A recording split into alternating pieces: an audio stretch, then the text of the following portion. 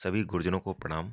जैसा कि आप जानते हैं, पहले परिषदीय विद्यालयों को जो विकास अनुदान एवं कंपोजिट ग्रांट आती थी, उस धनराशि को प्रधानाध्यापक द्वारा विद्यालय की आवश्यकता के वस्तुएं खरीदकर एवं विद्यालय की मरम्मत एवं रंगाई पुताई पर खर्च कर दिया जाता था और संबंधित पक्ष को नकद एवं चेक के माध्यम से भुगतान कर दिया जाता था।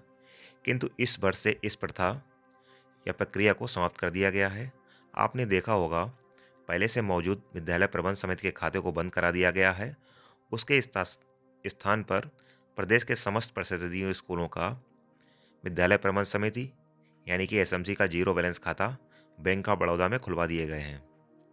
इस जीरो बैलेंस खाते में सरकार के द्वारा जो भी धनराशि भेजी जाएगी, उसे आप नकद या चेक के माध्यम से नहीं निकाल सकते हैं। इसीलिए बैंक द्वारा विद्यालयों को कोई चेक बुक भी नहीं जारी की गई है। अर्थात मार्च तक आपने अपनी प्राप्त धनराशि को खर्च नहीं कर पाया तो खाते में उपलब्ध धनराशि शून्य हो जाएगी। तो आप सोच रहे होंगे कि एसएमसी खाते में प्राप्त धनराशि को हम खर्च कैसे करेंगे। सरकारी धन को खर्च करने के लिए वित्त मंत्रालय भारत सरकार द्वारा सन 2009 में पीएफएमएस पोर्टल को लॉन्च किया गया है। इसी पोर्टल के माध्यम से प्राप्त समस्त धन को खर्च किया जाएगा। बहुत से साथी सोचते हैं कि हम पीएफएमएस पोर्टल के माध्यम से भुगतान नहीं कर पाएंगे क्योंकि हमें पीएफएमएस पोर्टल के उपयोग की जानकारी नहीं है। तो भाइयों, आपसे एक छोटा सा सवाल है कि क्या पहले आपको बैंक से पैसे निकालने के लिए विड्रॉल भरना या चेक भरना आता था? नहीं ना, ये भी तो आपने धीरे धीरे सीखे थे। तो इस पीएफएमएस पोर्टल को भी हम सीख ही जाएंगे। तो आइए जानते हैं कि पीएफएमएस पोर्टल पर क्या क्या कार्य करना है, कैसे भुगतान करने हैं, बहुत ही सरल और आसान तरीके से। यदि आपने अभी तक मेरे YouTube चैनल को सब्सक्राइब नहीं किया है तो अभी कर लें। आपको पीएफएमएस पोर्टल एवं बेसिक शिक्षा से संबंधित अन्य वीडियो भी प्राप्त होते रहेंगे। प्रधानाध्यापक द्वारा पीएफएमएस पोर्टल के माध्यम से भुगतान की प्रक्रिया प्रारंभ करने से पूर्व ध्यान रखने हेतु कुछ महत्वपूर्ण बिंदु हैं। आइए इन्हें जान लेते हैं। आप चाहें तो इन्हें अपनी डायरी में भी नोट कर सकते हैं। पीएफएमएस पोर्टल की जो वेबसाइट है वो है pfms.nic.in। या आप गूगल पर PFMS टाइप कर सर्च करने पर जो सबसे ऊपर वेबसाइट आती है उस पर हम क्लिक करेंगे। अगला है PFMS का जो स्कीम कोड है वो है UP 113। यूपी पुलिस का UP 112 है और बेसिक शिक्षा विभाग का है UP 113। स्कीम का नाम है Samagra Shiksha elementary education Uttar Pradesh. Implementary agency हैं हमारी एसएमसी अर्थात विद्यालय प्रबंध समिति। एसएनए बैंक है bank of Baroda. Stakeholder जो हमारे हितधारी हैं वो 3 हैं: प्रधानाध्यापक, सहायक अध्यापक और एसएमसी अध्यक्ष। भुगतान करते समय इन 3 लोगों की आवश्यकता होगी। पेमेंट मोड भुगतान का माध्यम है हमारा प्रिंट पेमेंट एडवाइस यानी कि PPA, जिस प्रिंट के माध्यम से प्रधानाध्यापक बैंक को भुगतान करने के लिए आदेशित करेंगे। संक्षेप में समझें, चेक का कार्य अब PPA करेगा। पीएफएमएस पोर्टल के 3 हितधारी हैं जिनके निम्न कार्य हैं। पहले प्रधानाध्यापक। प्रधानाध्यापक पीएफएमएस पोर्टल पर एजेंसी एडमिनिस्ट्रेटर एवं एजेंसी डाटा अप्रूवर का कार्य करेंगे। नंबर 2 है सहायक अध्यापक, जो पीएफएमएस पोर्टल पर डाटा ऑपरेटर का कार्य करेंगे। तीसरे हैं एसएमसी अध्यक्ष, PPA पर हस्ताक्षर करेंगे। पीएफएमएस पोर्टल पर कार्य करने के लिए 3 यूज़र आईडी और पासवर्ड की आवश्यकता होगी। पहली यूज़र आईडी है एजेंसी एडमिन। प्रधानाध्यापक के लिए एजेंसी उसका विद्यालय है। स्कूल की आईडी और पासवर्ड आपको बीआरसी से प्राप्त होगा। स्कूल आईडी से ही डाटा ऑपरेटर और डाटा अप्रूवर की आईडी तैयार की जाएगी। दूसरी यूज़र आईडी है डाटा ऑपरेटर की। डाटा ऑपरेटर की भूमिका विद्यालय के सहायक अध्यापक निभाएंगे। जहाँ पर सहायक अध्यापक नहीं है वहाँ पर डाटा ऑपरेटर की भूमिका का निर्वहन शिक्षा मित्र करेंगे। तीसरी यूज़र आईडी है डाटा अप्रूवर की।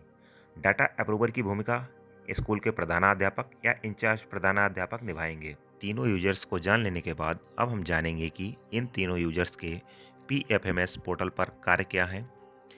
पहला, एजेंसी एडमिन, अर्थात हम विद्यालय की स्कूल की आईडी से हम डाटा ऑपरेटर और डाटा अप्रूवर का पंजीकरण करेंगे और उनकी आईडी पासवर्ड क्रिएट करेंगे।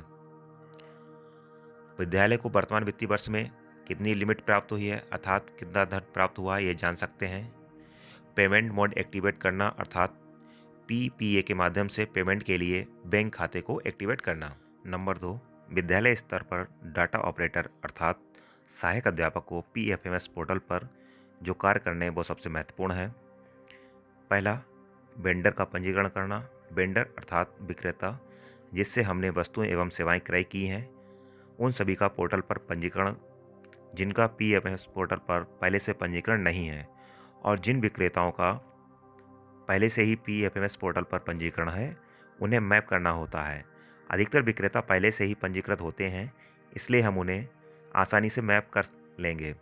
मैप करना अर्थात अपने साथ जोड़ना। डाटा ऑपरेटर का अगला कार्य है एक्सपेंडिचर बनाना और सबमिट करना। विद्यालय में जो भी खर्चे होंगे उनका पीएफएमएस पोर्टल पर डाटा ऑपरेटर के द्वारा एक्सपेंडिचर तैयार किया जाएगा और इस तैयार एक्सपेंडिचर को अप्रूवल के लिए सबमिट कर दिया जाएगा। तीसरे यूजर हैं डाटा अप्रूवर अर्थात प्रधानाध्यापक या इंचार्ज प्रधानाध्यापक। इनका कार्य डाटा ऑपरेटर द्वारा बनाए गए एक्सपेंडिचर को चेक करेंगे, अप्रूव करेंगे तथा उसका पीपीए जनरेट कर प्रिंट करा ले। इस पीपीए पर स्वयं के एवं एसएमसी अध्यक्ष के हस्ताक्षर एवं मोहर कराकर बैंक ऑफ बड़ौदा की शाखा में जमा कर देंगे तथा उसकी रिसीविंग लेकर विद्यालय में सुरक्षित कर लेंगे। इस प्रकार से हम पीएफएमएस पोर्टल के माध्यम से समस्त भुगतान करेंगे। अब आप सोच रहे होंगे कि छोटे छोटे खर्चों का भुगतान भी क्या पीपीए के माध्यम से करेंगे? इसका उत्तर है नहीं। विद्यालय स्तर पर फुटकर खर्चों को भुगतान करने के लिए प्रधानाध्यापक, इंचार्ज प्रधानाध्यापक स्वयं को वेंडर के रूप में पंजीकृत कर अधिकतम 5,000 रुपये तक निकाल सकते हैं। इन फुटकर खर्चों के बारे में मेरी व्यक्तिगत राय है कि इस सुविधा का न्यूनतम प्रयोग ही करें। पीएफएमएस पोर्टल से संबंधित समस्याओं के समाधान हेतु राज्य स्तर पर 5 तकनीकी अधिकारियों का सेल गठित किया गया है। इन अधिकारियों से फ़ोन एवं ईमेल के माध्यम से आप समाधान जान सकते हैं। अब आप सोच रहे होंगे कि हम डाटा ऑपरेटर और डाटा अप्रूवर की आईडी कैसे बनाएं, अपने विद्यालय की लिमिट कैसे देखें, जीरो बैलेंस अकाउंट को पेमेंट के लिए एक्टिवेट कैसे करें, नए वेंडर को कैसे जोड़ें, वेंडर को कैसे मैप करें, भुगतान के लिए एक्सपेंडिचर कैसे क्रिएट करें, एक्सपेंडिचर या पीपीए को अप्रूव कैसे करें। इन सब प्रश्नों के उत्तर जानने के लिए देखें मेरे अगले वीडियो को। धन्यवाद।